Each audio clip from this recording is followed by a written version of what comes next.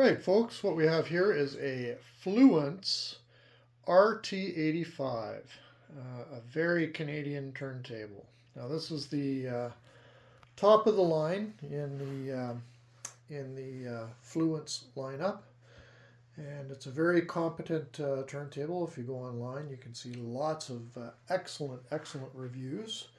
It's got the acrylic platter, which is an upscale version of the RT-83 and 82, 81 platter arrangements. It's got a very well finished plinth. It's not a semi-automatic turntable. It's an auto stop turntable. So that what happens is at the end of the play, basically the platter or the turntable senses that the arm has gone through its full motion and actually stops the platter from spinning. The cartridge still rests on the cartridge, but there's no detrimental effect because you're not actually spinning the cartridge on the runout groove, so it actually just sits there and doesn't wear anymore. So it's another version of the auto lift kind of thing, only this time it just stops the turntable and the tone arm doesn't lift. There are auto lift or automatic lift options out there similar to this one that I have here, the Q up, and of course I've got a Q up here on this turntable. So you can apply one of those to these turntables and then have it lift up if you want, and then get it, a full semi-automatic capability. But the strengths are, it's a wonderful tone arm. This particular one, normally the two variants of the RT-85 is the RT-85 and the RT-85N. The 85 normally comes with the blue, Ortofon blue. I've got the Ortofon Red here. This was very low hours. I took this turntable in trade just for the simple reason I wanted to try out the blue, and I liked it, and it's not that much of an upgrade over the red. So what I have is I've got the blue here in my Thorns turntable, my British UK version of the Thorns turntable.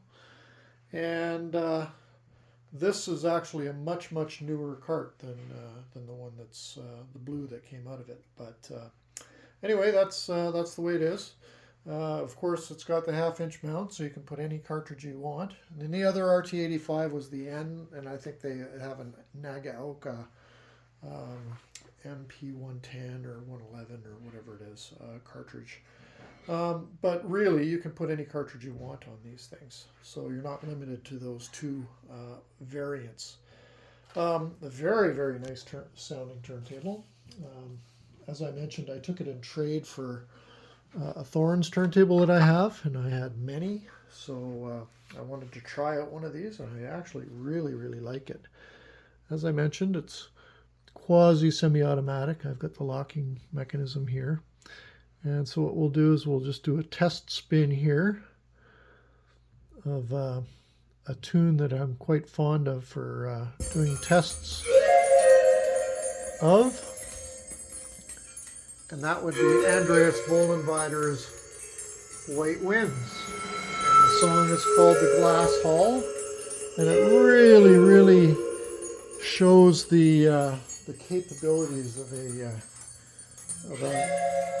a turntable and your system. So that's what I like so much about this tune. Anyway, here we have it, the Fluance RT-85. You can talk about upgrades of cartridges. I do have a Gold Ring E3, which is a much higher end cartridge, but commensurate with that is the higher price. So I think what I'm asking for this turntable is a very competitive, considering these new are about almost $700 Canadian, and very competent turntables. Look at the magic spot over here. What I'll do, turn it up a bit when we get to the good spot here.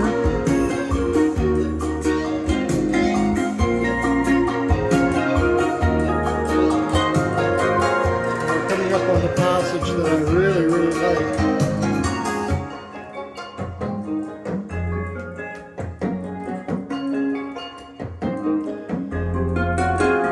Here are a few ticks and pops because this is an album I listen to a lot.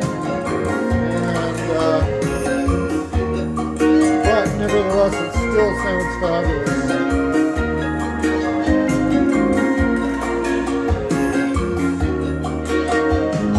This is the part I like.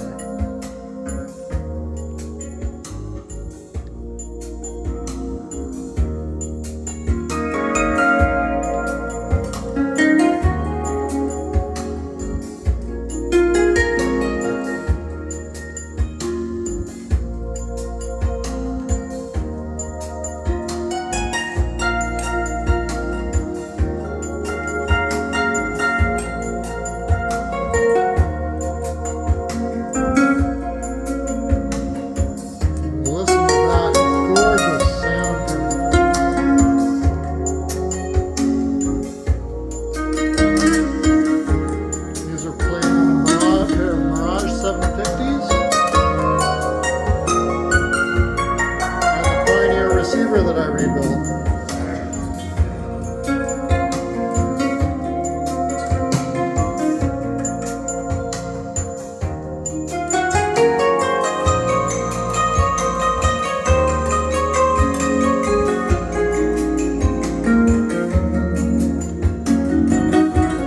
How beautiful does that sound?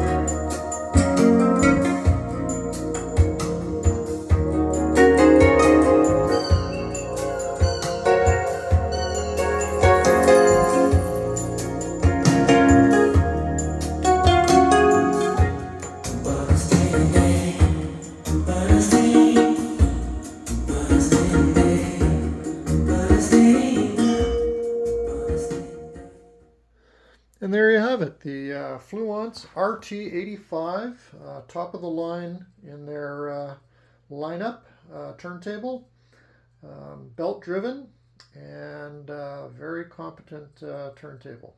Thank you for watching.